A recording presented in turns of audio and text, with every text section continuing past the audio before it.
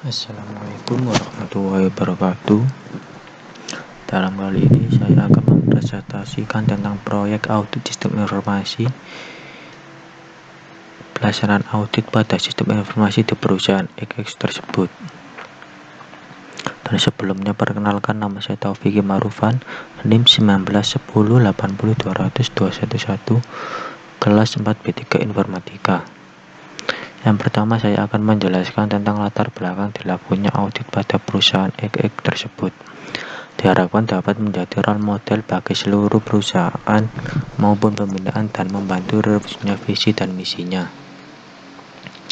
Yang kedua, cara melakukan audit sistem informasi dapat dijelaskan sebagai berikut. Yang pertama, mengetahui visi misi perusahaan tersebut. Yang kedua, visi misi divisi IT tersebut. Yang ketiga, keselarasan visi dan misi. Yang keempat, domain assessment dan recommendation. Selanjutnya saya akan menjelaskan visi perusahaan.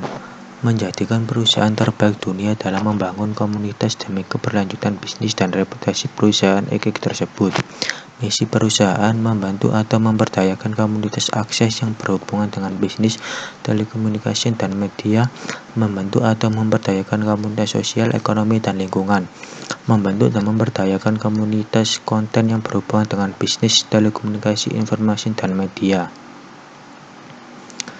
Selanjutnya, visi IT perusahaan untuk mengarahkan dan mengendalikan organisasi dalam rangka mencapai tujuan organisasi dengan cara menambahkan nilai melalui penyeimbangan antara risiko dan hasil pada ITI dan prosesnya. Visi IT perusahaan mempermudah perusahaan dalam pengelolaan manajemen, menyampaikan layanan IT sesuai dengan kebutuhan bisnis. Selanjutnya, tentang keselarasan enterprise dan IT goals. Pertama, mapping enterprise goal. Responsible dilambangkan R menunjukkan bahwa bagian tersebut merupakan pihak pelaksanaan yang harus bertanggung jawab melaksanakan atau menyelesaikan aktivitas yang menjadi tanggung jawabnya. Accountable menunjukkan bahwa bagian tersebut merupakan pihak yang harus mengarahkan jalannya pelaksanaan aktivitas. Consultant menunjukkan bahwa bagian tersebut merupakan pihak yang menjadi tempat konsultasi selama pelaksanaan aktivitas. Informat menunjukkan bahwa bagian tersebut merupakan pihak yang memberikan informasi mengenai aktivitas tersebut. Selanjutnya, penentuan domain. Dalam hal ini saya menggunakan framework COVID-5 pada domain Deliver, Service, dan Support atau DSS. Domain dan proses pada COVID-5. COVID-5 memiliki 5 domain terbagi dalam domain governance dan manajemen. Masing-masing domain memiliki proses yang memungkinkan untuk mencapai tujuannya. Suatu domain berasal dari governance dan 4 lainnya berasal dari manajemen. Domain yang berasal dari area Economics of Enterprise IT ada Evaluate, Direct, and Monitor. EDM dari 5 proses, sedangkan domain yang berasal dari Management of Enterprise IT sejalan dengan tanggung jawab pada area Plan, Build, Run, and Monitor PPRM. Terdapat proses yang dibicarakan di dalam masing-masing domain sebagai berikut.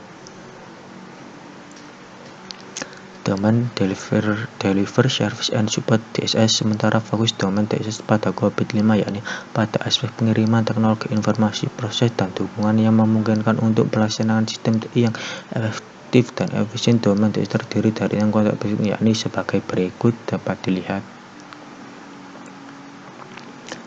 Selanjutnya, penilaian kondisi existing. Menjalankan absensi dan rekap aktivitas dilakukan dengan baik dengan dilakukan selama 24 jam. Menerapkan sistem piket dalam pengelolaan tiket insiden, pengelolaan penilaian asuransi IT telah diatur melalui SLA Service Level Agreement. Monitoring atau pengawasan terhadap akses insiden menggunakan tools manajemen NG. Ini yang dikelola oleh masing-masing PIC dan aplikasi sistem informasi. Dan selanjutnya dapat dilihat.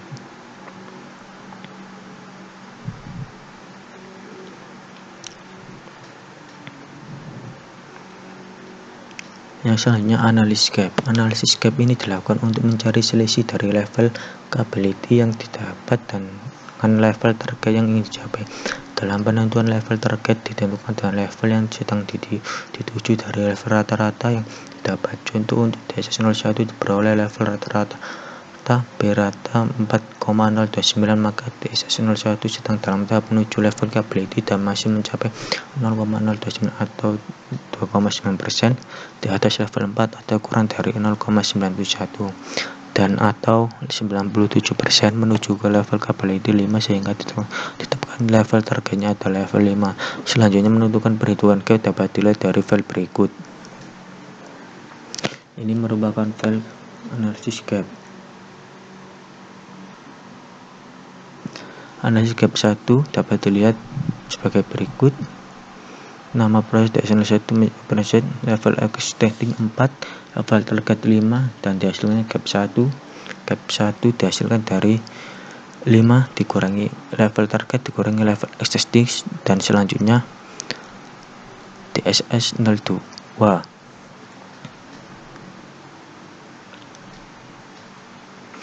TSS02 juga ditetapkan gap 1. Untuk menuju pada level 5, maka yang harus dilakukan yaitu membuat inovasi dan strategi untuk mengembangkan aktivitas sesuai hasil analisis aktivitas yang telah terstandarisasi sebelumnya, juga memaksimalkan aktivitas yang sudah berjalan cukup baik. Analisis gap TSS03. Berdasarkan analisis hasil dari temunya level capability pada TSS03 telah diperoleh bahwa nilai level capability saat berada pada level 4.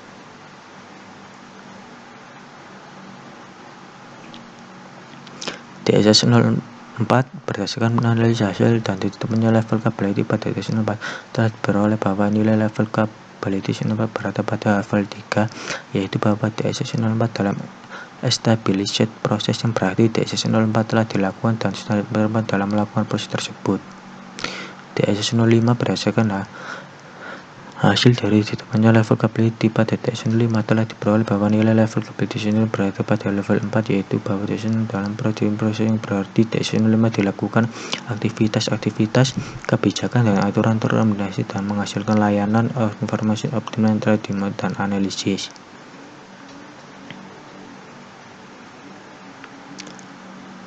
Analisis keseluruhan gap berikut adalah hasil dari pelaksanaan audit. Diperolehnya hasil capability level untuk keseluruhan proses adalah sebagai berikut.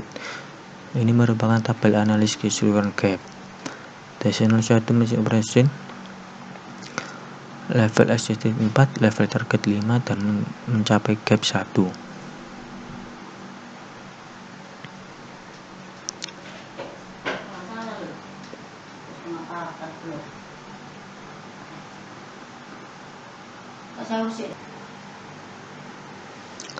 Selanjutnya hasil rekomendasi. Dalam rekomendasi dapat dituliskan poin rekomendasi untuk satu subbab atau lebih tergantung dari keterkaitan rekomendasi dengan subbab terkait, bisa dilihat dari file berikut.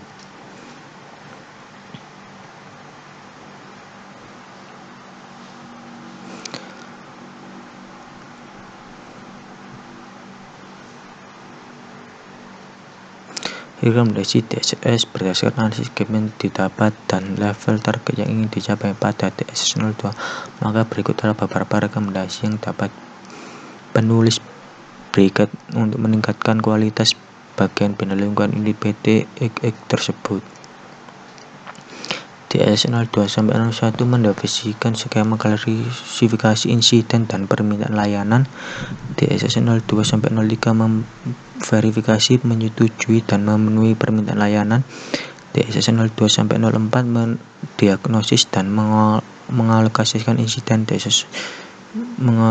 Mengalokasikan insiden. TSS02-05 menyelesaikan dan memenuhi insiden. TSS02-06 menutup permintaan layanan dan insiden. TSS02-07 melacak status dan membuat laporan. Dapat dilihat dari file berikut. Ini merupakan recommendation.